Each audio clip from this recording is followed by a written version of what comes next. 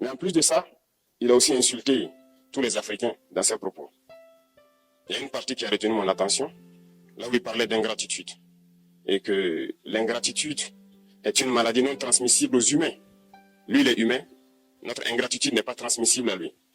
Voilà comment ce monsieur voit l'Afrique, voit les Africains. Nous ne sommes pas des humains à ses yeux. Peut-être que c'est lui qui n'est pas humain. Il ne se met pas dans la classe des humains. Mais s'il est bien ingrat, c'est bien lui. Je pense que s'il n'est pas athée et qu'il prie, à chaque matin qu'il se réveille et qu'il prie, il devrait aussi prier les Africains. Parce que c'est grâce à nos ancêtres qu'il existe aujourd'hui une France.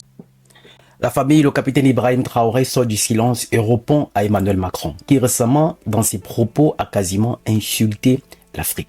Avant de vous faire suivre l'intégralité de la réponse très dure du capitaine Ibrahim Traoré à M. Emmanuel Macron, dans laquelle d'ailleurs il fait des graves révélations, selon lesquelles nos armées africaines sont infiltrées par des officiers africains formés par la France, mais qui sont à la solde de la France, au service de la France, mais ils sont dans nos armées. Mais avant, écoutons cette courte vidéo en rétrospective d'Emmanuel Macron dans laquelle il est rempli d'arrogance, de paternalisme et de mépris. Voilà pourquoi quelqu'un disait, quand on mélange de l'ignorance et de l'arrogance, cela se définit en ce que Emmanuel Macron est.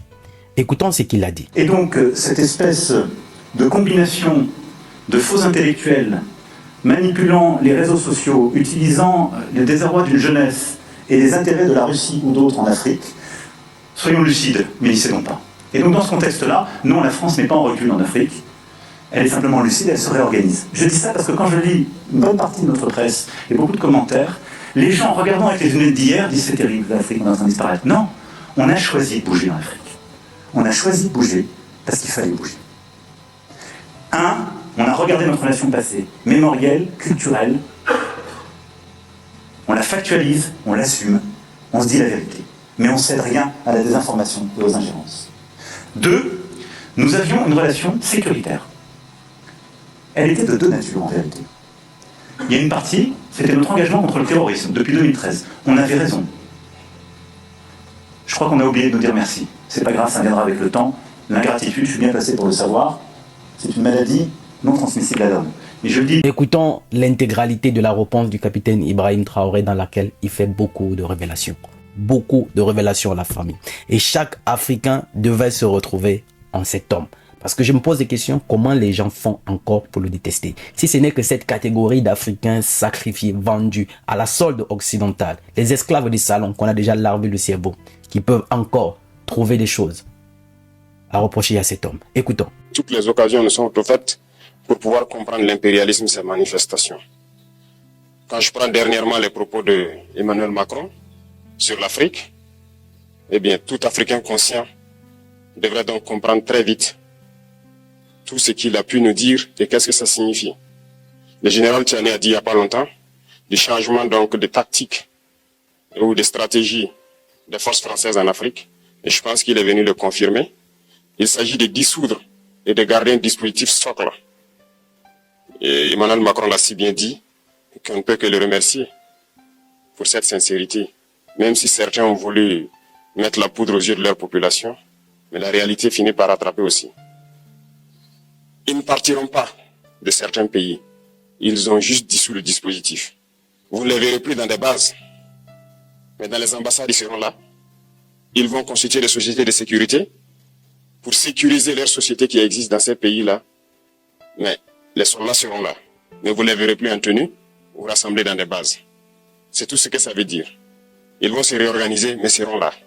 Il a parlé de politesse vis-à-vis de certains chefs d'État en leur donnant la primauté d'annoncer donc la rupture ou le départ des forces françaises. Ça nous importe peu, on peut dire. Mais tout ce que nous savons, c'est que si vous voulez une rupture avec ces forces impérialistes, c'est simple, on dénonce les accords. Tout commence par là-bas. Et je pense que l'exemple du Tchad, en tout cas, est palpable. Ils ont commencé par dénoncer les accords. Sinon, si on ne dénonce pas les accords, juste dire que les bases quittent, on n'a rien fait. Parce que le problème se trouve dans les accords coloniaux de défense qui ont été signés depuis l'indépendance. Le plus dangereux n'est pas ceux-là que vous voyez dans les bases. Le plus dangereux, ce sont les conseillers militaires. Les conseillers militaires existent dans tous ces pays. Ils ont existé au Burkina aussi jusqu'en fin 2022. jusqu'à ce que nous prenions nos responsabilités. Et qui sont ces conseillers militaires? C'est ceux-là qui sont censés mettre en pratique la politique de la France ici. Ils doivent travailler à rendre nos armées très faibles pour que la France puisse toujours avoir l'argument d'exister ici. Sous Blaise Compaoré, ils avaient réussi. Nos sentinelles prenaient donc la garde avec des bâtons. C'est ça que la France veut de nos armées. Lorsque nous arrivons à cette étape, nous n'avons pas le choix que de vouloir qu'ils viennent s'installer. Mais l'armée burkinabé a réussi à un moment donné à se débarrasser des conseillers militaires. Malheureusement, je pense qu'en 2019, après l'opération Otaponou, où ces Français ont vu que l'armée burkinabé a encore une capacité de réagir au terrorisme, ils ont appelé le chef d'état-major en France. Ils l'ont instruit de reprendre les conseillers militaires dans toute la structure. Eh bien, il n'a pas accepté, mais au retour au pays, les politiques l'ont instruit d'accepter les conseillers militaires. Et c'est là que les conseillers militaires sont revenus dans l'armée burkinabé en 2019. Avec toutes les conséquences qu'on connaît, l'armée était en train de disparaître dans les années 2020-2021. Et d'ailleurs, c'est le moment où beaucoup de militaires ont dû déserter parce qu'il n'y avait plus d'espoir. On était en train de s'effondrer. Voilà un peu comment ils travaillent. À l'état-major général des armées, dans tous les états-majors d'armée, dans les écoles, c'est eux qui sont censés dicter la politique de notre armée. C'est eux qui nous disent combien recruter, quand recruter et qu'est-ce qu'il faut en faire. Ils sont dans les écoles pour nous dire comment il faut les former et ainsi de suite. Tant que ces conseillers militaires sont là, vous n'êtes pas indépendant. Votre armée aura juste l'apparence d'une armée qui sera là en train de faire des parades, du cirque. Mais lorsqu'il viendra la guerre, vous vous rendrez compte que la parade, c'est une chose, mais la guerre, c'est une autre chose. Il faut rompre les accords. C'est la seule façon d'avoir une armée indépendante et se construire, être fort. Mais beaucoup de gens ne le comprennent pas peut-être. Et même avec ces accords, la France choisit dans nos États des élèves officiers pour aller les former. C'est à travers ces mêmes accords. Mais en réalité, ces officiers qui partent se former pour la plupart, pour la France, ils viennent pour servir l'État français dans leur pays. Ils ne viennent pas pour servir nos pays. Ils les forment pour qu'ils viennent servir les intérêts de l'État français. J'en veux pour preuve, lorsque nous nous sommes révoltés, beaucoup d'officiers au Burkina qui ont été formés en France ont été immédiatement contactés pour leur dire que c'est le moment de se mettre en action parce que vous avez été formés pour ça, pour servir les intérêts de la France. La plupart de ces officiers nous ont rendu compte, nous avons pris acte et nous continuons de suivre. Lorsque un officier formé en France arrive dans son pays et par malheur meurt soit par accident ou bien sur le champ de bataille, en France, il y a une nuit d'hommage aux morts dans l'armée, comme partout ailleurs. À la nuit d'hommage aux morts, on cite le nom de l'officier en question et on dit « mort pour la France ». Il ne le forme pas pour servir son pays, il le forme pour servir leur État. Et dans beaucoup d'États africains, il y en a plein de ces officiers. Combien sont patriotes, Dieu le sait. C'est une leçon que Emmanuel Macron a donnée encore aux chefs d'État africains, de se rattraper et de pouvoir vraiment mener cette lutte contre l'impérialisme. Mais en plus de ça, il a aussi insulté tous les Africains dans ses propos. Il y a une partie qui a retenu mon attention, là où il parlait d'ingratitude. Et que l'ingratitude est une maladie non transmissible aux humains. Lui, il est humain, notre ingratitude n'est pas transmissible à lui. Voilà comment ce monsieur voit l'Afrique, voit les Africains. Nous ne sommes pas des humains à ses yeux. Peut-être que c'est lui qui n'est pas humain, il ne se met pas dans la classe des humains. Mais s'il y a bien l'ingrat, c'est bien lui. Je pense que s'il n'est pas athée et qu'il prie, à chaque matin qu'il se réveille et qu'il prie, il devrait aussi prier les Africains. Parce que c'est grâce à nos ancêtres qu'il existe aujourd'hui une France. Il devrait nous prier. À ses yeux, nous ne devons pas être des humains, nous sommes plus que des humains. Ce sont des messages très forts qu'il passe. Moi, je pleure le peuple français. Mais quand même, il est bien pour l'Afrique. Il est un mal nécessaire pour nous. Ceux qui veulent se réveiller, se réveillent. Ceux qui ne veulent pas se réveiller, comme on le dit, on ne peut pas réveiller quelqu'un qui ne dort pas. Les Africains doivent se réveiller. Nous devons travailler à être indépendants, à faire au moins ce que le peuple connaisse le bonheur. Et la lutte contre l'impérialisme, c'est ça. Il faut décoloniser les mentalités, prendre en compte toutes ces données-là, parce que le monde nous donne tellement d'exemples à voir.